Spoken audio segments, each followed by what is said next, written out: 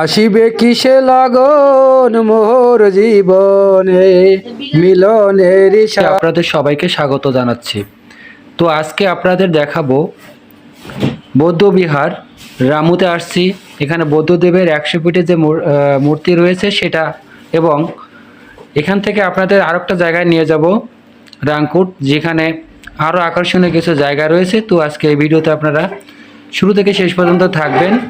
তো আপনাদের সাথে নিয়ে বিস্তারিত দেখাবার চেষ্টা করব। তো আশা করব এই ভিডিওর থেকে আপনারা অনেকেই অনেক কিছু উপকৃত হবেন, জানতে পারবেন। তো চলে আসছি আমাদের সেই কাঙ্ক্ষিত রামুতে, যেখানে বৌদ্ধদেবের সাহিত্য 100 ফিট বৌদ্ধদেবের যে 100 ফিটের মূর্তি। তো সে শুধু বৌদ্ধদেবের মূর্তি না, এখানে অসংখ্য আমি মূর্তি আমরা দেখেছিলাম। তো এখানে এটাই আকর্ষণ যে আপনি যতটাই সিঁড়ি পাবেন ততটাই খালি মূর্তি, আর মূর্তি দেখতেই দেখতেই আপনার দু চোখের জানি মানে বিশ্রাম আর পাওয়াই যায় না। তো সব কিছু মেলায় মনের যে ক্লান্তি একঘেয়েমিতা প্রকৃতির মাঝে আমাদেরকে অনেকটাই আকৃষ্ট করেছিল। দেখেন সেই আকর্ষণের জন্য আকর্ষিত হয়ে প্রত্যেকটা মানুষ বৌদ্ধদেবের এই মূর্তি বা বৌদ্ধদেবের যাকে আমরা বৌদ্ধ ধর্মাবলম্বী আছে তাদের আকর্ষণীয় যে ধর্ম প্রবর্তক বৌদ্ধদেব, তার এই মূর্তি দর্শন করবার জন্য দূর দূরান্ত থেকে সবাই ছুটে এসে, আমরাও ব্যতিক্রম ছিলাম না। তো আমিও আমাদের পরিবারকে সবাইকে নিয়ে আমরা হোটেল কল্লোল থেকে কক্সবাজারের সি বিচ থেকে এখানে চলে আসছিলাম একটা ভাইকে গাড়িতে করে নিয়ে। তো আজকের আবহাওয়াটা বেশ মোটামুটি ভালো ছিল না, বৃষ্টি ছিল। আমরা সেই বৃষ্টির মধ্য দিয়ে আমরা অনেক সাহসিকতার পরিচয় দিয়েছিলাম। বিভিন্ন জায়গায় ঘুরতে হবে আজকে আমাদের। এখান থেকে আমাদের বাড়ি জমাতে হবে সেই রাংকুট, আবার সেই বৌদ্ধদেবের আরেকটা তীর্থস্থান রাংকুটে যাব। সেখান থেকে আমাদের ইচ্ছা আছে হিমছড়িতে যাবার। সেখান থেকে আমাদের ইচ্ছা আছে কোথায় জানি যেতে চেয়েছিলাম, ওই যে লাল কাঁকড়া বীজটা, সেখানেও যাওয়ার চিন্তা ভাবনা আছে। তো যাই হোক, চেষ্টা করব। শ্রমিক তো একটু ছোটো, কতটুকু আমাদের সাথে সময় বা অ্যাপোর্ট দিতে পারবে ওর উপরও নির্ভর করবে। তারপরে আমরা চাবো আজকে এই সকল জায়গাগুলো আপনাদেরকে সুন্দর করে ঘুরিয়ে ঘুরিয়ে খুঁটিনাটি দেখিয়ে বা দেখাবার। তো সব কিছু মেলায় যে আবহাওয়াটা একটু খারাপ, গুড়ি গুড়ি বৃষ্টি পড়ছে, তার মধ্য দিয়ে আমাদের বৌদ্ধদেবের যে তীর্থস্থান দর্শনের জন্য আমরা একেবারেই প্রতিজ্ঞাবদ্ধ। তো সব কিছু মিলায় আমাদের ট্যুরটা সবসময়ই ভালো হয় আপনাদের আশীর্বাদে, দোয়াতে। তো এখানে একটা দেখেন শামুক, বৃষ্টির দিন যেহেতু, তিনিও আমাদের দর্শন দিয়েছে। তো শামুকটাকেও আমি ক্যামেরা বন্দি করতে পেরেছিলাম। তো সব কিছু মিলায় আমাদের যে কি বলবো, চলে আসছি আমরা সেই কাঙ্ক্ষিত লক্ষ্যে রাংকুটে বৌদ্ধ রামু থেকে। তো বৌদ্ধদেবের এই তীর্থস্থানটা এখানে বিশাল বিস্তৃত জায়গা ছিল। আমরা সবাই যে কোন আনন্দ করেছিলাম, সেই পাহাড়ের উপরে, পাহাড়ের চূড়ায় উঠেছিলাম আমি, শ্রমিক, সব কিছু মিলায় শ্রমিক তো অত্যন্ত আনন্দে, মানে তার কি বলবো, প্রকৃতির মাঝে শ্রমিক যেন কোথার থেকে এনার্জি সঞ্চয় করে ফেলছিল, দৌড়াদৌড়ি পাড়াপাড়ি, খিদা নাই, কিছুই নাই। তো সব কিছু মিলায় আমাদের ট্যুরটা না আপনাদের দোয়া আশীর্বাদ মিলায় একেবারে সর্বদাই ভালো যায়। তো সামনে আরও ভালো ভালো কিছু জায়গায় আমাদের যাওয়ার চিন্তা ভাবনা আছে। যদি আপনারা একটু উৎস, অনুপ্রেরণা, ভালোবাসা আপনারা রাখবেন, দেখবেন আপনাদেরকে চেষ্টা করবো আমি আমার চ্যানেলটার মাধ্যমে ভালো কিছু উপস্থাপন করবার।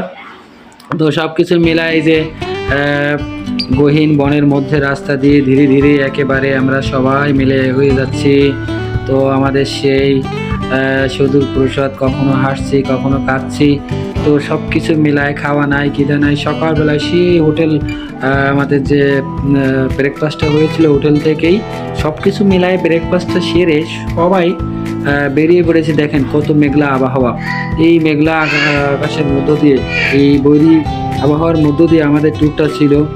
তো সময়ও কম, একটা জায়গায় গেলে এতটা সময় থাকে না। সব কিছু মিলায় সবটা জায়গায় ঘুরতে হবে আমাদের। তো এখানে এসে বিভিন্ন মানে এক একটা স্থাপনা দেখতে অনেকটা সময় লেগে যায়। এত তাড়াহুড়োর মধ্যে আসলে সব কিছু ভালো করা যায় না। তারপর আমরা যতটুকু পারছিলাম সব কিছু কিন্তু ভালোই করেছিলাম আর কি। তো কখনো কোনো জায়গায় অসুবিধা হয় নাই। বৌদ্ধদেবের প্রত্যেকটা তীর্থস্থান, তো এখানে অবশ্যই জুতা পরে যাওয়া যায় না, এমন কিছু নির্দেশনা দেওয়া ছিল। তো বৌদ্ধদেবের সেই প্রত্যেকটা জায়গায় এরা ছবি তুলবার জন্য একটু আছে, যে এখানে সম্রাট অশোকের যে ইয়েটা দেখতেছে আপনি, সম্রাট অশোক বৌদ্ধ ধর্মের তিনি প্রবর্তক হিসেবে তার অনেক ভূমিকা রয়েছে সম্রাট অশোকের।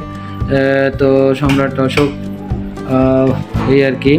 তো সব কিছু মেলায় আজকে বৌদ্ধদেবের তীর্থস্থানটা আমরা রাংকুটে আছি এই মুহূর্তে। রাংকুটে যে তীর্থময় জায়গাগুলো, বৌদ্ধ দেবের যে স্মরণীয় জায়গাগুলো, সব কিছু আজকে দর্শন করব, ঘুরবো, খুঁটিনাটি আপনাদের দেখাবো। তো সব কিছু দেখছি আর আনন্দে কোথায় জানি নিজেদেরকে বিলীন করে ফেলছি। এখানে প্রভু কুকুর ভক্ত তিনিও আছেন অলরেডি, তো তাকেও আমরা ক্যামেরা বন্দি করতে পেরেছিলাম। তো এখানে আসলে বিশাল বড় জায়গাটা ঘুরতে গেলে অনেক সময়ের দরকার। সব জায়গায় আমি আসলে যতটুকু পেরেছিলাম ঘুরছি। তো আমরা সম্রাট অশোকের সামনে আছি এই মুহূর্তে। তো সম্রাট অশোকের সামনে দাঁড়িয়ে আমি একটু কিছু বিশ্রাম নিয়ে নিচ্ছি। সম্রাট অশোক আপনারা জানেন ইতিহাসের তার অনেক ভূমিকা। সম্রাট অশোক সম্পর্কে আপনারা যারা ইতিহাস পড়ে থাকবেন অনেকেই ভালো জানেন। তো আমরা এই মুহূর্তে চলে আসছি উপরে। এখানে আছে আপনার বৌদ্ধ দেবের যে আরেকটা মূর্তি স্থাপিত হয়েছে। এখানে যারা ভিক্ষুক থাকেন তাদের থাকার কিছু জায়গা, তো সেই জায়গাগুলো আজকে আমরা এইখানে আজকের এই ভিডিওতে মোটামুটি করে আমি একটু একটু করে সব কিছুই নেবার চেষ্টা করেছি। এখানে যদি কেউ আসেন তো অবশ্যই দেখবেন জায়গাগুলো বেশ ভালো, পাহাড়ের উপরে এখানে বেশ একটা আনন্দ লাগে। তো যাই হোক, রামুতে এসে আমরা যে রাংকুট কক্সবাজারে যে একটা ঝুলন্ত ব্রিজ, এখানকার সব থেকে বড় আকর্ষণ হচ্ছে ঝুলন্ত ব্রিজ। তো এই ঝুলন্ত ব্রিজ আর যে সমতল ভূমি অনেক অনেক ব্যবধান। গাছের উপরে উঠায় নিচের দিকে, গাছের উপরে উঠে যাবো যদি নিচের দিকে কেউ তাকান তো কেমন লাগে, মুখের ভিতর ধরপকড় করে যেমন, ঠিক এই ব্রিজটার পরে যখন আপনারা উঠবেন আর নিচের দিকে তাকালে ঠিক তেমনই লাগবে। তো যাই হোক, ভয়কে জয় করে আজকের এই জঙ্গলময় জায়গায় আমরা সবাই ঘুরেছিলাম। তো সৌমিকের মা সেই বিখ্যাত যে ঝুলন্ত ব্রিজ রাংকুটের দেখতেই পাচ্ছেন, ওরা একটু একটু করে সেই এগিয়ে যাচ্ছে। রাংকুট সেই পদ্মবিনা ঝুলন্ত ব্রিজের এই মুহূর্তে সেই ব্রিজে তারা পা রেখেছে অতীব ভয়ে ভয়ে। আসলে ব্রিজটা না, আমি নিজেই বলবো, যখন উঠেছিলাম মা মনে খুব ভয় পাচ্ছে। তো ধীরে ধীরে এই যে ওরা একটু একটু করে আগাচ্ছে, ব্রিজটা অত্যন্ত ভেঙে চুরে গেছে। তো অনেক সাহসের সাথে যেতে হয়। দেখেন এখান থেকে নিচে যেটা বলছিলাম কতটা দূরত্ব, তাকালে ভীষণ ভয় লাগে। যদি কোনো রকমের একটু দুর্ঘটনা ঘটে যায় তাহলে বড় ধরনের সমস্যা হয়তো বা জীবনের আশঙ্কা থেকে যাবে। তো আপনারা যখন এখানে কেউ আসবেন অতীব উৎসাহী না হয়ে সাবধানতা অবলম্বন করবেন। তো এখানে বৌদ্ধদেবের যে ব্রিজটা পার হয়ে বেশ কিছু বাণী দেওয়া আছে, আপনারা একটু কষ্ট করে এই বাণীগুলো পড়বেন।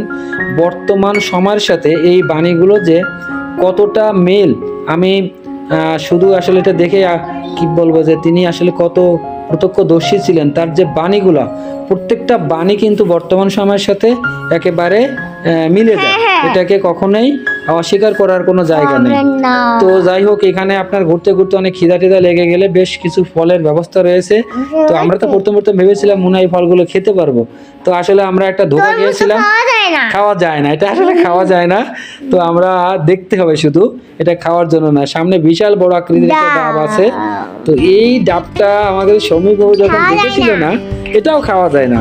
তো শ্রমিক বাবু শুধু দেখে চোখের শান্তি, মনের শান্তি নিয়েছিলাম আমরাও খেতে পারিনি। তো আপনারা যখন যাবেন দেখবেন এখানে ভীষণ এরকমই একটা মনে। আর এই যে আটটা বৌদ্ধদেবের যে মূর্তি এখানে নির্মিত হচ্ছে, এটা এখনো সম্পূর্ণ হয় নাই। পাশে এটাও মনে হয় 100 ফিটের উপরে হবে, 100 না 150 ফিটের মতন হবে, আমাকে গুরুজি বলেছিলেন। হ্যাঁ হ্যাঁ হ্যাঁ, ঠিক মতন আমার মনে নাই। তো আপনারা যখন এখানে আসবেন এই জায়গাগুলো হয়তো বা তখন আপনারা সম্পূর্ণ দেখতে পাবেন। আর এই আর কি। তো দেশের যে অবস্থা, কখন এটা নির্মিত সম্পূর্ণ হবে সেটাও বলতে পারি না। তো আজকে আপনাদের এই ভিডিওর মধ্যে যে রাংকুটের রামুতে যে ঝুলন্ত ব্রিজ সহ যা যা ছিল মোটামুটি আমরা ঘুরেছিলাম, দেখেছিলাম। অনেক টায়ার্ড হয়ে গেছে, এখান থেকে বেরোয় আমাদের যেতে হবে সেই আর এই বাণীগুলো একটু আপনারা একটু ধৈর্য ধরে ফোরস করে আপনারা দেখবেন, পড়বেন। আর বর্তমান সময়ের সাথে এর কতটা যে মিল, আমি তো সেই ধরনের একটা মিল খুঁজে পেয়েছিলাম, আপনারাও পাবেন আশা করব। তো যাই হোক, সব কিছু আজকের এই রাংপুর থেকে স্বল্প সময়ের জন্য হলো আপনাদের কাছ থেকে বিদায় নেব। তো ভালো থাকবেন সবাই। কে কোথা থেকে দেখেছেন এই ভিডিওগুলো, কলাও আছে, কলা খাওয়া যায় না, দেখতে হয়। তো আপনাদের ভালো লাগলে অবশ্যই আপনারা মতামত জানাবেন। পরবর্তী ভিডিওতে আপনাদের সাথে দেখা করব খুব শীঘ্রই।